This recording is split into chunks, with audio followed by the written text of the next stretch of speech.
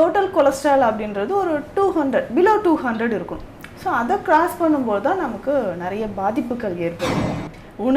உணவு தான் நம்ம உடலுக்கு நிறைய நோய்கள் வர்றதுக்கு காரணம் அப்படின்னு பார்த்தோம்னா உணவு. ஆர்ட்ரீஸில், அதாவது இதயத்திற்கு போகக்கூடிய ரத்த நாளங்களில் கொழுப்பு சேர்ற ஒரு கண்டிஷன். பேசிக்காக கொழுப்பு சேர்றதுக்கு ஒரு முக்கியமான காரணம்னா ஜிம்முக்கு போய் நம்ம வெயிட் லாஸ் பண்ணணுன்றது கிடையாது. ஸோ 2 விஷயம் ரொம்ப ஈஸியாக நம்ம வந்து கொழுப்பை கரைக்கணும்னா 2 விஷயம். நிறைய லேடிஸ் என்ன பண்ணுறாங்கன்னா, வெயிட் லாஸ் பண்ணணும், நான் டயட்டில் இருக்கேன். டயட்னா என்ன நினச்சிக்கிறாங்கன்னா, சாப்பிடாம பட்னி இருக்கிறது தான் டயட்.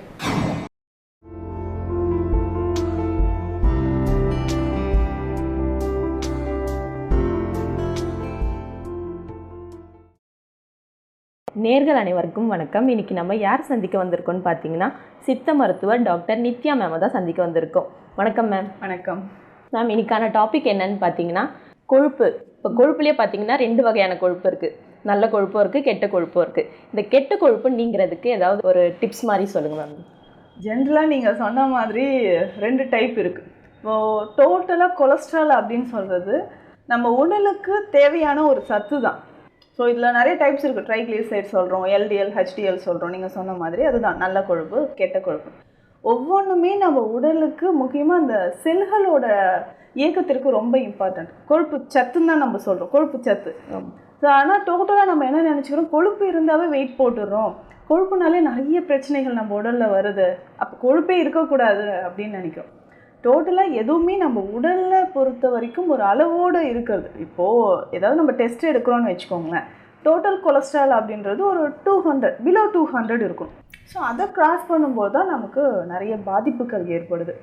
இதில் நம்ம சொல்கிற எல்டிஎல் அப்படின்னு சொல்கிற பேட் கொலஸ்ட்ரால், இது நம்ம உடலுக்கு அதிகமாக நம்ம உடலில் சேரும்போது பல தீங்குகளை விளைவிக்குது. ஆனால் ரொம்ப ஈஸியாக கொழுப்பு சத்து உடல் அதிகமாக இருந்ததுன்னா ரொம்ப ஈஸியாக அதை நம்ம வந்து க்யூர் பண்ணிக்கலாம். என்னென்னா டயட், தென் உடற்பயிற்சி. இதுவே நமக்கு உடலில் கொழுப்பு அதிகமாகும்போது தான் சில சிகிச்சை முறைகள் நமக்கு தேவைப்படுது, மருத்துவ முறைகள் நம்ம தேவைப்படுது. ஸோ அதாவது ஒவ்வொரு கேட்டகரியாக நம்ம சொல்லலாம். ஸோ ஜென்ரலாக ஒரு கொழுப்பு சத்து இந்த அளவுக்கு இருந்ததுன்னா இதை நம்ம உணவிலை கட்டுப்பாட்டுக்குள் கொண்டு வரலாம்.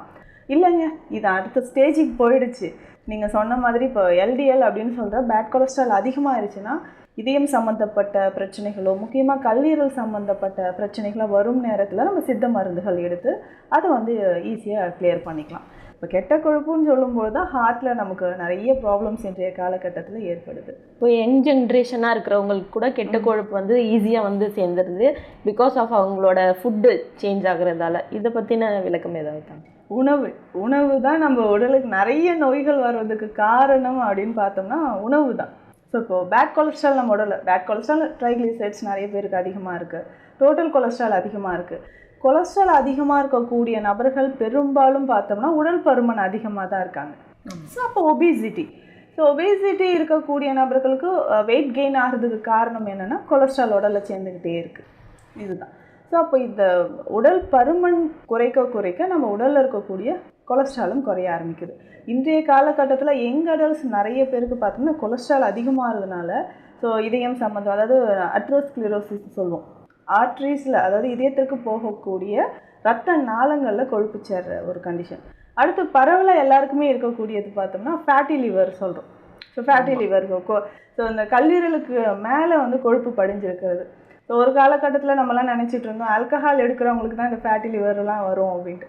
இப்போ ஆல்கஹால் இல்லாமல் இந்த டயட், நீங்கள் சொன்ன மாதிரி உணவு வந்து அதிகமான எண்ணெய் சத்துக்களோ இல்லை ஆயில் வந்து திரும்ப ரீயூஸ் பண்ணுறோம். ஸோ அந்த மாதிரி டயட் நம்ம எடுக்கும்போதோ லேட் நைட்டில் நிறைய ஆயிலி டயட்டோ இல்லை நான்வெஜ் அசைவ உணவுகள் இரவு நேரம் கடந்து நம்ம எடுக்கிறது, ஸோ அதுக்கப்புறம் ஃபிசிக்கல் ஆக்டிவிட்டீஸ் இல்லாமல் இருக்கிறது, இது எல்லாமே நமக்கு கொலஸ்ட்ராலாக கன்வெர்ட் ஆகி நம்ம பாடியில் சேர ஆரம்பிச்சிடும். ஸோ அப்போ பேசிக்காக கொழுப்பு சேர்றதுக்கு ஒரு முக்கியமான காரணம்னா நம்மளோட உணவு முறைகள் தான். ஸோ கொழுப்பு சேர்த்து இருக்கிற உணவுகள் எடுக்கிறது, அசைவ உணவு. ஸோ நான்வெஜ் யார் எந்தெந்த அளவுக்கு எடுக்கணும், வயதிற்கு ஏற்ற மாதிரி நம்ம எடுக்கணுன்றது இம்பார்ட்டன்ட். கொழுப்பு அதிகமாக சேர்ந்துருச்சுன்னா அவங்க வந்து ஃபேட் ஆகிடுறாங்க. அதுக்காக நிறைய ஜிம்முக்கெலாம் கூட போகிறாங்க அவங்க. இப்போ இந்த ஜிம்முக்கு போகாமல் ஏதாவது அவங்க டயட் ஃபாலோ பண்ணால் சரியாயிடும் அப்படின்னா என்ன மேம்? இப்போது நமக்கு வந்து உடலில் இருக்கக்கூடிய கொழுப்பை குறைக்கணும். ஸோ அதுக்கு என்ன பண்ணணும்னா ஃபிசிக்கல் ஆக்டிவிட்டீஸ். ஸோ ஜிம்முக்கு போய் நம்ம வெயிட் லாஸ் பண்ணணுன்றது கிடையாது. ஸோ 2 விஷயம் ரொம்ப ஈஸியாக நம்ம வந்து கொழுப்பை கரைக்கணும்னா 2 விஷயம். ஒன்று நம்ம சொன்ன மாதிரி ஃபிசிக்கல் ஆக்டிவிட்டீஸோ இல்லை எக்ஸசைஸ் பண்ணுறது, யோகா பண்ணுறது ஒரு. இன்னொன்று டயட். ஸோ நேரம் கடந்து நம்ம உணவு எடுக்கிறது, எந்த மாதிரியான உணவு எடுக்கிறோம், இல்லை நமக்கு இப்போ பசி இருக்கா அதை தெரிஞ்சு நம்ம சாப்பிடணும்.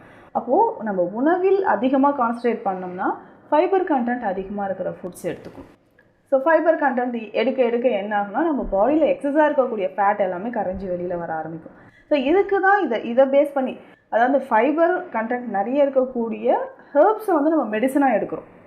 ஸோ அப்படி எடுக்கும்போது என்ன ஆகும்னா நம்ம பாடியில் இருக்கக்கூடிய எக்ஸஸாக இருக்கக்கூடிய ஃபேட் எல்லாமே கரைஞ்சி வெளியில் வர ஆரம்பிக்கும். ஸோ அதேமாதிரி இந்த சென்ட்ரல் ஒபிசிட்டின்னு சொல்லுவோம். ஸோ வயிறு மட்டுமே ஒரு சிலருக்கு பெருசாக இருக்கிற மாதிரி, அந்த ஃபேட் கண்டென்ட் அதிகமாக சேர்ந்து இருக்கிற மாதிரி இருக்கிறதுக்கு ஸோ இந்த சென்ட்ரல் ஒபிசிட்டிக்கான ரீசன் நிறைய இருக்குது. கொழுப்பு சத்துனால மட்டும்தான் தொப்பை இருக்குன்னு இல்லை. இன்றைக்கி பார்த்தோம்னா நமக்கு டயபெட்டிஸ் இருக்கக்கூடிய பேஷண்ட்ஸ், ஸோ சர்க்கரை நோயாளிகள் நிறைய பேருக்கு உடல் பருமன் இருக்கிறத நம்ம பார்க்குறோம். அடுத்ததாக பார்த்தோம்னா நம்ம சொன்ன மாதிரி கொலஸ்ட்ரால், சிறுநீரக பிரச்சனை இருக்குனாலும் நமக்கு வயிறு பகுதியில் அதிகமாக ஃபேட் டெபாசிட் ஆகிற மாதிரி இருக்கும். ஸோ உட்காந்துட்டே நம்ம ஒர்க் பண்ணுறோம் இல்லைங்களா. ஸோ மேஜராக பார்த்தோம்னா இது ஒரு ரீசன். ஸோ ஃபிசிக்கல் ஆக்டிவிட்டீஸே இல்லாமல் ரொம்ப நேரம் உட்காந்துட்டே ஒர்க் பண்ணுறதுனாலையும் நம்ம பாடியில் எல்லாமே வந்து பார்த்தோன்னா போனி ஸ்ட்ரக்சர், ஸோ எலும்புகள் இருக்கும், வயிறு பகுதியில் மட்டும் வெறும் தசைகள்.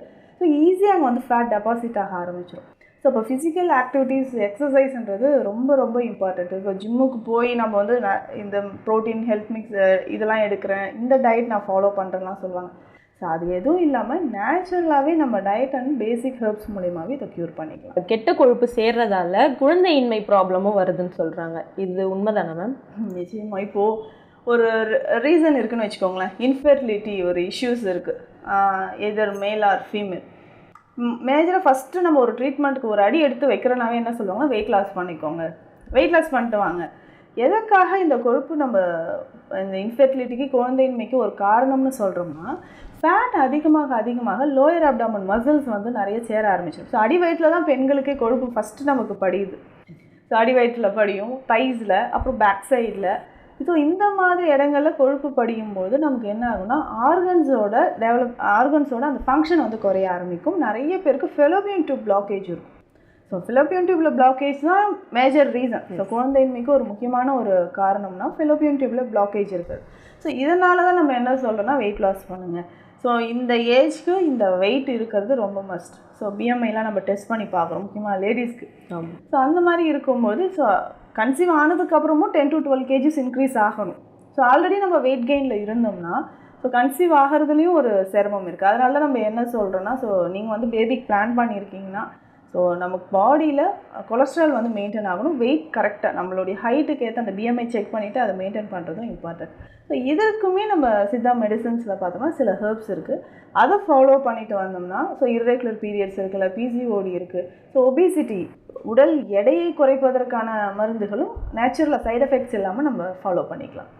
இப்போ வெயிட் லாஸ் பண்ணுறேன்னு சொல்லிட்டு நிறைய பேர் என்ன பண்ணுறாங்க மேம், டக்குன்னு ஃபுட்டை குறைச்சிட்றாங்க, அதனால சைடு எஃபெக்ட் நிறைய இருக்கும். அதில் உங்களோட ஒப்பீனியன் என்னன்னு கொஞ்சம் சொல்லுங்கள். இது ஒரு கரெக்டு தான். நிறைய லேடிஸ் என்ன பண்ணுறாங்கன்னா வெயிட் லாஸ் பண்ணணும், நான் டயட்டில் இருக்கேன், டயட்னா என்ன நினச்சிக்கிறாங்கன்னா சாப்பிடாம பட்னி இருக்கிறது தான் டயட். ஆமாம் அப்படின்னு நினச்சிக்கிறாங்க நிறைய பேர். ஸோ நம்ம டயட் அப்படின்னு சொல்லும்போது நம்ம உடலுக்கு எந்த மாதிரியான உணவு தேவையோ அதை கொடுக்கணும், அதுதான் டயட். இப்போது நம்ம உடலில் ஒரு ரொம்ப உஷ்ணம் இருக்குது, அது நம்ம வந்து பித்தம்னு சொல்லுவோம். ஸோ சித்தா கான்செப்ட் படி ஸோ பித்த உடல் தேகியாக இருக்கும்போது எந்த மாதிரியான உணவு எடுக்கணும், அப்படி எடுக்கும்போது இப்போ வாத உடலாக இருந்தால் என்ன எடுக்கணும், கபம் நம்ம உடல் அதிகரிச்சிருந்தால் எந்த மாதிரி உணவு எடுக்கணும், அந்த மாதிரியான உணவுகள் எடுக்கும்போது ரொம்ப ஈஸியாக வெயிட் லாஸ் ஆகும். ஸோ வெயிட் லாஸ் ஆகிறன்றதுக்காக என்ன பண்ணுவாங்கன்னா, நான் ஆயில் ஐட்டம்ஸே சாப்பிட மாட்டேன், கீ சாப்பிட மாட்டேன், ஸோ ஐயோ பட்டர்லாம் சாப்பிட்டா வெயிட் போட்டுரும், சுகர் சாப்பிட்டா வெயிட் போட்டுரும், ஸ்வீட் சாப்பிட்டா வெயிட் போட்டுரும், எல்லாத்தையும் நம்ம வந்து ஒதுக்கி வச்சுருவோம். ஏதோ நமக்குன்னே ஒரு கான்செப்டை வந்து நம்மளே உருவாக்கிட்டு. ஸோ அந்த மாதிரி இருக்கும்போது டோட்டலாக என்ன ஆகுனா ரிவர்ஸ் ஆக ஆரம்பிச்சிடும். பாடியில் உஷ்ணம் அதிகமாக ஸோ அல்சர் வர்றதுக்கோ இல்லை கான்ஸ்டிபேஷன் வர்றதுக்கோ, இன்றைக்கி பார்த்திங்கன்னா நிறைய பேர் வெயிட் லாஸில் இருக்கிறவங்களுக்கு இந்த ப்ராப்ளம் இருக்கும். ஸோ அல்சர் இருக்கிறது, கான்ஸ்டிபேஷன் இருக்கிறது, அடுத்தடுத்து ஹெட்ஏக் இருந்துக்கிட்டே இருக்கும், அனிமிக் ஆகிடுவாங்க. அனிமிக்கான ஆட்டோமேட்டிக்காக என்ன ஆகும், உடல் வந்து இன்னும் வெயிட் கெயின் ஆக ஆரம்பிச்சிடும். ஒரு மாதிரி ஊதுன மாதிரி இருக்குன்னு சொல்லுவாங்க. இது சித்தால சோபை நோயினே சொல்லுவாங்க. சோபைனா உடல் ஊதுறது. ஸோ அந்த மாதிரி ரத்தம் குறைய குறைய உடல் இன்னும் அதிகமாக ஆரம்பிச்சிடும். உடல் பருமனாக இருக்கிற மாதிரி, ஐயோ நான் டயட்டில் இருக்க இருந்தாலும் வெயிட் லாஸ் ஆகலை அப்படின்னு சொல்லுவோம். இப்போ வெயிட் லாஸ் பண்ணணும்னா நம்ம முடிவு பண்ணிட்டோம்னா எந்த மாதிரியான உணவுகள் எடுக்கணும், இதுக்கு ஹெர்ப்ஸ் வந்து நமக்கு நல்லாவே ஹெல்ப் பண்ணும். இப்போ ஜென்ரலாக நம்ம வீட்டிலே இருக்கக்கூடிய சோம்பாக இருக்கட்டும், இல்லை சீரகமாக இருக்கட்டும், சின்ன வெங்காயம், இது எல்லாமே பயன்படுத்தி ரொம்ப ஈஸியாக வெயிட் லாஸ் பண்ணிக்கலாம். ஒரு நாளைக்கு நேரத்திற்கு ஏற்ற உணவு எடுக்கணுன்றதும் ரொம்ப ரொம்ப இம்பார்ட்டண்ட். ஸோ அந்த உணவு வந்து அதிகமான ஃபைபர் கண்டென்ட் இருக்கா, நேச்சுரலான ஒரு ஃபுட்டாக இருக்கா, சாத்விக் டயட்டாக இருக்கான்றதை பார்க்கணும். ஸோ அதுக்கேற்ற மாதிரி இப்போது நம்ம சைட் ஆஃப் ட்ரீட்மெண்ட் எப்படி நம்ம கொடுக்குறோன்னு பார்த்தோம்னா, ஸோ டீடாக்ஸ் தான் ஃபஸ்ட்டு. டீடாக்ஸ் அப்படின்னு சொல்லும்போது நம்ம பாடியில் ஒவ்வொரு ஆர்கன்லேயும் பிளட்டில் இருக்கக்கூடிய டாக்ஸின்ஸை ரிமூவ் பண்ணுற மாதிரி ஹெர்ப்ஸ் வந்து நம்ம எடுக்க போகிறோம். ஸோ அந்த மாதிரி ஹெர்ப்ஸை எடுக்க என்னன்னா ஆட்டோமேட்டிக்காக நம்ம பாடியில் அந்த பிளட்டில் இருக்கக்கூடிய டாக்ஸின்ஸ் எல்லாம் எலிமினேட் ஆகுது. ஸோ ரொம்ப சிம்பிளாக நம்ம வீட்டில் இருக்கக்கூடிய துளசியாக இருக்கட்டும், எலுமிச்சம்பழமாக இருக்கட்டும், இல்லை அதனுடைய லீவ்ஸாக இருக்கட்டும், இதை யூஸ் பண்ணி நம்ம ரொம்ப ஈஸியாக வெயிட் லாஸ் பண்ணிக்கலாம். இதில் இன்னொரு மிஸ்டேக் என்னன்னு பார்த்தோம்னா, நம்ம எப்படி டயட்டு சாப்பிடாம இருந்து வெயிட் லாஸ் பண்ணணும்னு நினைக்கிறோமோ, நமக்கே தெரியாமல் சைலண்ட்டாக அந்த ஸ்ட்ரெஸ் அண்ட் டிப்ரெஷன் ஒரு ரீசன் சொல்லலாம். ஸோ டிப்ரெஷன்லேயே இருக்கிறவங்க இல்லை ஸ்ட்ரெஸ்லேயே இருக்கிறதுனாலையும் நம்ம பாடியில் நெகட்டிவ் ஹார்மோன்ஸ் எல்லாமே செக்ரீட் ஆகிறதுனாலையும் வெயிட் கெயின் ஆக ஆரம்பிச்சிருது. இன்னும் ஒரு சிலர் வெயிட் கெயின் ஆகுது, ஸ்ட்ரெஸ்னால தான் வெயிட் கெயின் ஆகுது, ஸோ ஃபுட்டு நான் சாப்பிடாமல் இருக்கிறேன் அப்படின்னு சொல்லிட்டு இருக்கிறதுனாலையும் நமக்கு வெயிட் கெயின் ஆகுது. இன்னொன்று என்னென்னா, இந்த டயட் அப்படின்னு சொல்லும்போது இந்த ஃபாஸ்டிங் அப்படின்ட்டு நிறைய டயட் பிளான் வந்து ஃபாலோ பண்ணிகிட்ருக்காங்க. அதில் இன்டர்மீடியட் ஃபாஸ்டிங் அப்படின்னு சொல்கிறது 12 hours ஒன்ஸ் ஒரு food, 1 meal per day. So இந்த மாதிரியெல்லாம் கான்செப்ட் நம்ம பாடிக்கு நமக்கு செட் ஆகுமான்றதும் பார்த்துக்கணும். ஸோ ஃபஸ்ட் நம்ம ஒரு டயட் பிளான்குள்ளே போகிறோன்னா தகுந்த மருத்துவ ஆலோசனை எடுத்துகிட்டு அதுக்கேற்ற மாதிரி ஹெர்பல்ஸ் நம்ம போட்டுட்டு வந்தோம்னா ஈஸியாக நம்ம வந்து வெயிட் லாஸ் பண்ணிக்கலாம். உடம்பை குறைக்கிறதுக்கு நிறைய விஷயங்கள் சொன்னீங்க மேம். இப்போது உங்ககிட்டயே ஏதாவது ட்ரிங்க் மாதிரி ஏதாவது இருக்கா மேம்? ஏதாவது மூலிகை ட்ரிங்க்கு சாப்பிட்டதுக்கப்புறம் குடிச்சிட்டிங்கன்னா இது குடித்தாலே போதும், உங்களோட உடம்பு வந்து சீக்கிரமாகவே கரைஞ்சிரும்ன்ற மாதிரி ஏதாவது ட்ரிங்க் இருக்கா? இதில் நான் சொன்ன மாதிரி இந்த ஃபைபர் ஆன்டி கொலஸ்ட்ரால் ப்ராப்பர்ட்டி இருக்கக்கூடிய ஹெர்ப்ஸ், இதை வந்து நம்ம டெய்லி அன்றாட உணவில் நம்ம சேர்த்துக்கிட்டாலே போதும். இதில் ஸ்பெஷலாக வந்து பார்த்தோம்னா டீடாக்ஸ் ஹெல்த் ட்ரிங்க் ஒன்று கொடுத்துட்ருக்கோம். இதில் மோர் தென் 21 ஹெர்ப்ஸ் ஆட் பண்ணியிருக்கிறோம். இப்போது கிட்டத்தட்ட ஒரு 12 வருடங்களுக்கு மேலாக இது நிறைய பேர் குடிச்சிருக்காங்க. ஸோ ஆஃப்டர் டெலிவரிக்கு அப்புறம் வெயிட் லாஸ் பண்ணணும்னு நினைக்கிற லேடிஸாக இருக்கட்டும், இல்லை ஜென்ரலாகவே டயபெட்டிக் பேஷண்ட்ஸ், இல்லை ஹைப்பர் டென்ஷன் இருக்கிறவங்க, இந்த மாதிரி கொலஸ்ட்ரால் லெவல் அதிகமாக இருக்கிறவங்களுக்கு இது நல்லாவே ஹெல்ப் பண்ணணும்னு சொல்லலாம். ஸோ இதில் இருக்கக்கூடிய ஹெர்ப்ஸ் எல்லாமே ஸோ எல்லா தேகங்களுக்கும் ஏற்ற மாதிரி, இப்போ வந்து நைட் ஷிஃப்ட் பார்க்குறோன்றாலும் சரி, இல்லை டே ஷிஃப்ட் நான் வந்து அதிகமாக சிட்டிங் ஜாப்லேயே இருக்கிறேன், இல்லை ஃபுட்டு எடுத்ததுக்கப்புறம் ஒரு 1/2 hour அப்புறம் இந்த ட்ரிங்கை குடித்தா எனக்கு நல்லா டைஜஷன் ஆகுமா, ஸோ இந்த மாதிரியான கம்ப்ளைண்ட்ஸ் ஒரு தேடல் இருக்கிறவங்களுக்கு இந்த ட்ரிங்க் எல்லாத்தையுமே ஃபுல்ஃபில் பண்ணுதுன்னு சொல்லலாம். ஸோ எக்ஸஸாக நம்ம பாடியில் இருக்கக்கூடிய அந்த கொலஸ்ட்ரால் எல்லாமே கரைக்கிறதுக்கு, ஸோ அந்த வாதம்னா வாதத்தை குறைப்பதற்கும் சரி, இல்லை சிலர் சொல்லுவாங்க இந்த மாதிரி ட்ரிங்க் எல்லாம் எடுத்தால் வயிறு எரிச்சல் வருமா, ஸோ அந்த மாதிரி பித்தத்தை குறைப்பதற்கும் அந்த 3 தேகங்களுக்கும் ஏற்ற மாதிரியான ஹெர்ப்ஸ் வந்து இதில் செலக்ட் பண்ணி கொடுத்துருக்கிறதுனால, ஸோ இந்த drink daily morning before food எடுத்தாலும் ஓகே, இல்லை ஈவினிங் டைம் ஏதாவது ஒரு டைம் டெய்லி நம்ம குடிச்சிட்டு வந்தாலும் கொலஸ்ட்ரால் லெவல் ரொம்ப ஈஸியாக குறைய ஆரம்பிக்கும். இப்போது இது வந்து உங்களை டைரெக்டாக வந்து காண்டாக்ட் பண்ணிக்கலாமா எப்படி மேம்? நாங்கள் இதை வாங்கினோன்னா எப்படி வாங்குறது? இந்த ட்ரிங்க் வந்து நம்மக்கிட்ட அவைலபிளாக இருக்கும். ஸோ இதை பற்றியோ இல்லை வேறு ஏதாவது மருத்துவம் தொடர்பான சந்தேகங்கள் இருந்தாலும் எனி டைம் நீங்கள் கீழே இருக்கிற காண்டாக்ட் நம்பருக்கு எங்களை தொடர்பு கொள்ளலாம். கெட்ட கொழுப்பு எப்படி கரைக்கிறதுன்றதை பற்றி ஒரு முழு விளக்கம் சொன்னீங்க மேம். ரொம்பவும் நன்றி மேம். நன்றிம்மா. நம்மளோட clinic Deekshalayam Siddha health care, Chennai Adambakkam. உங்களுக்கு ஏதாவது மருத்துவம் தொடர்பான கேள்விகள் இருந்தால் கீழே இருக்கிற நம்பருக்கு காண்டாக்ட் பண்ணுங்கள்.